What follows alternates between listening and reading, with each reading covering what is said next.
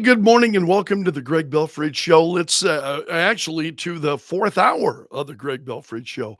And it's great to have you along. There are some big things happening this morning. We have a major prisoner swap that is underway this morning. Also, there are more comments from James Copenhaver. He's one of the two victims who was wounded at the Donald Trump rally last month. And he's making some comments now. He's sad about the political division in the country.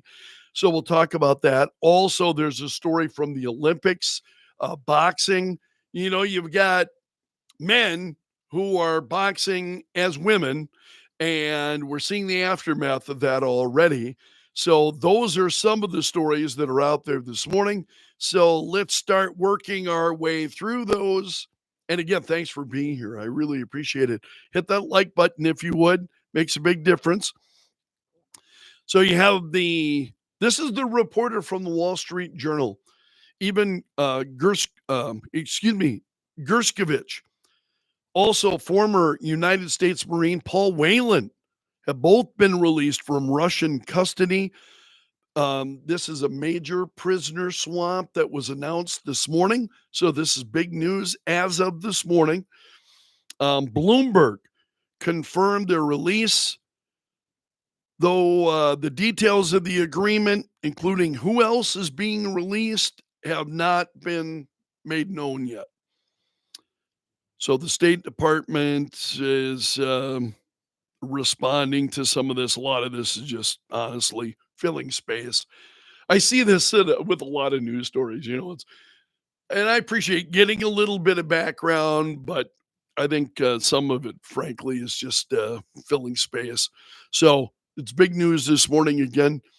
Ivan Gerskovich and Paul Whelan, the former U.S. Marine, have both been released from Russian custody. It's a major prisoner swap that's taking place today.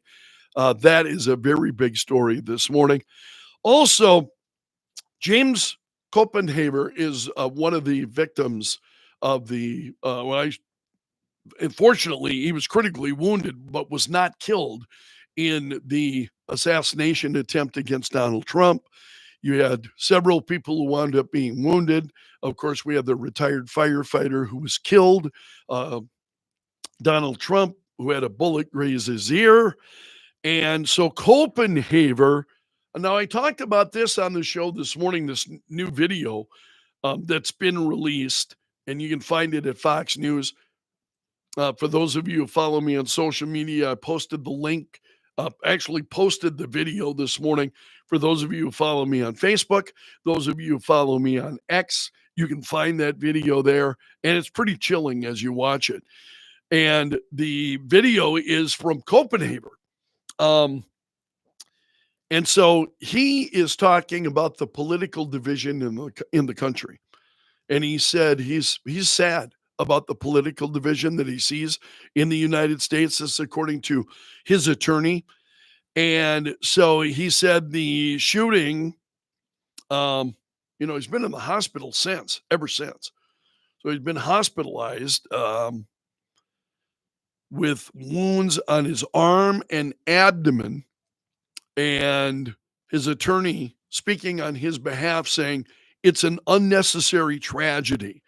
Overall, he just wants people to understand how unnecessary it was and that the political divide in this country has become so great that people are literally willing to attend rallies where people are, this doesn't quite make sense. The political divide in this country has become so great. People are literally willing to attend rallies where people are exercising their First Amendment rights and start firing bullets into crowds. Yeah, it is. It is sad. And Copenhaver is 74 years old. And he said he's been around a long time. He's witnessed a lot take place in this country. And this is definitely one of the worst things that he's experienced as an American. And he wants people to understand that it doesn't have to be like this. Great comments coming from Copenhagen again through his attorney. So he's also expressing his gratitude, especially to medical staff and emergency staff and to law enforcement. And he said, his attorney says he's got a long road ahead to recovery. But he said he also made it clear that he is unafraid to voice his support for Trump. And he will not allow those who disagree with his views to silence him or prevent him from exercising his rights. And that's pretty incredible. So you live through something like that. And again, he's still in the hospital and undergoing, it's going to be a long road to recovery for him. And he's making it very, very clear. I am not going to keep my mouth shut. I am not going to stop expressing my point of view. I am not going to be unafraid to speak out. And, you can't help but think about that as he's saying that. Now, he's proving that to be true, right? He's lived through it. And he's saying, yeah, I'm going to keep speaking out. You wonder how many of us would have, going through an experience like that, would you say, yeah, I'm done. I'm just going to keep my mouth shut. I'm not going to attend political rallies. I'm not, you know.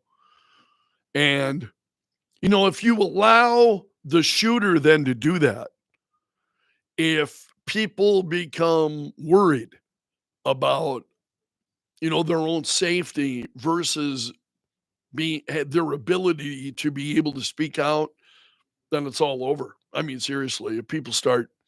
So it's good to hear him say that. Frankly, I think some Americans need to hear that. But prayers to him and well wishes as he continues to try to recover from, again, his injuries that were sustained last month during the Donald Trump rally. And then also there is this story this morning, and this is crazy.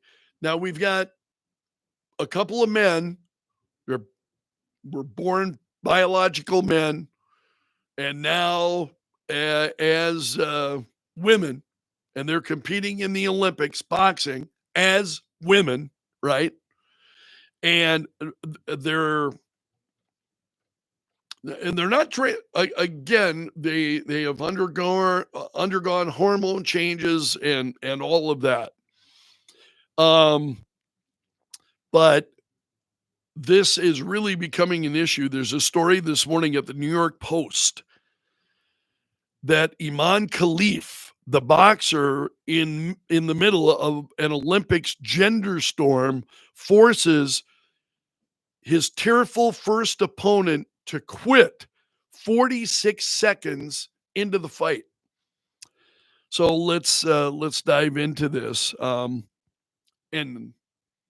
the New York Post points out, and I think understandably so, that his first fight will do nothing to calm the controversy over his entrance into, and I'm saying him, the New York Post is saying her. No, clearly him. He is an Algerian who failed gender eligibility tests at the 2023 World Championships, but now is participating in the Olympics and forced his Italian opponent, Angela Carini, to withdraw 46 seconds into the match today. And Carini was left in tears and retreated to her corner. She had been hit twice in the face by Khalif, the former male, and she yelled from her corner, "This is unjust." She screamed at her corner. She slammed her headgear on the canvas. As the match was called off, Carini refused a handshake from Khalif and then ripped her hand away from the ref as Khalif's hand was raised. You raise the hands of both boxers and you call out the winner. And so she ripped her hand away from the referee. And Carini now, after the fight, New York Post says she spoke to reporters for 20 minutes through tears. And she said, I've never taken a punch like that. It's impossible to continue. I'm nobody to say it's illegal. I got into the ring to fight, but I didn't feel like it anymore after the first minute. I started to feel a strong pain in my nose.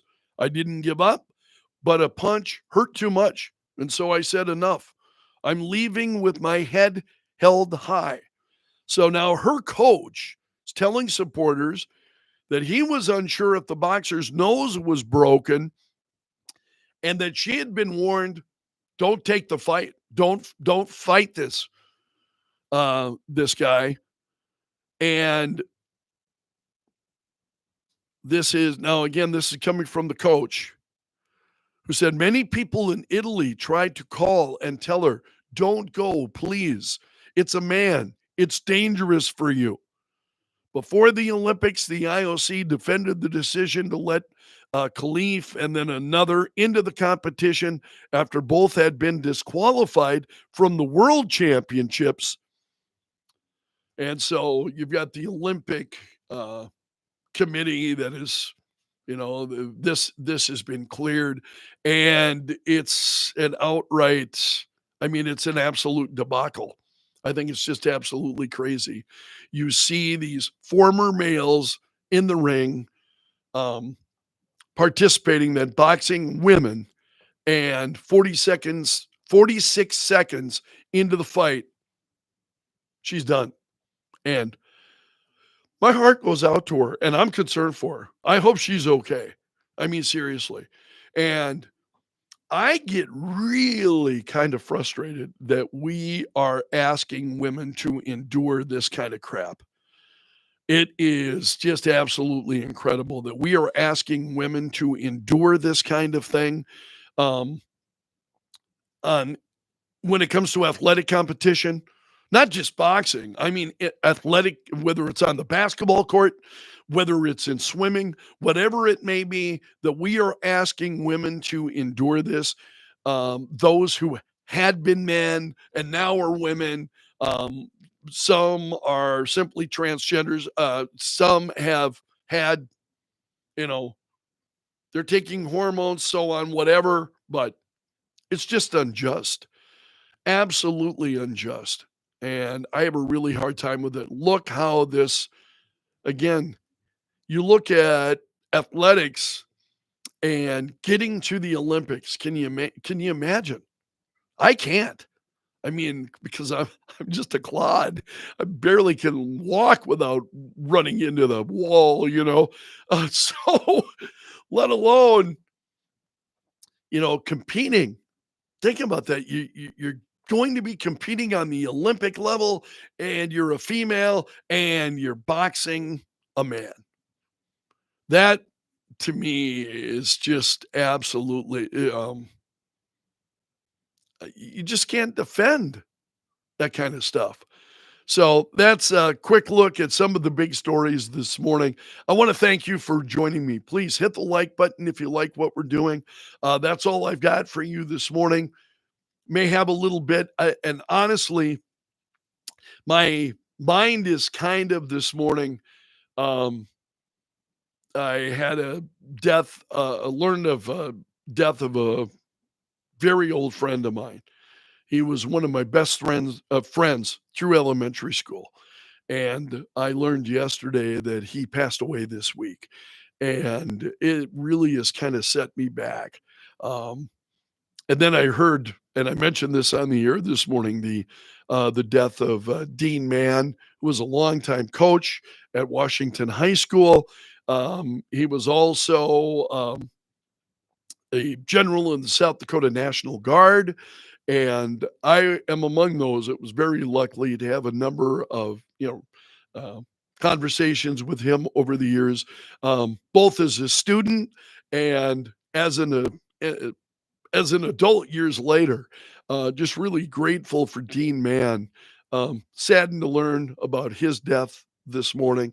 So some of that has been on my mind. So I apologize a little bit. And I'm getting to the age, I'm 61 years old, and so now you start seeing friends of yours who are passing away, and it becomes, it's a I think that's kinda going into that phase of life. That's just it's life. Things continue, but when it's one of your very early honestly, he was one of my best early friends. We remained friends all through, elementary school, and, really kinda saddened to learn about his death yesterday. Anyway, I wanna thank you for joining me today. Please give us a thumbs up, and I'll see you again tomorrow. So long until then, my friend, and may God bless.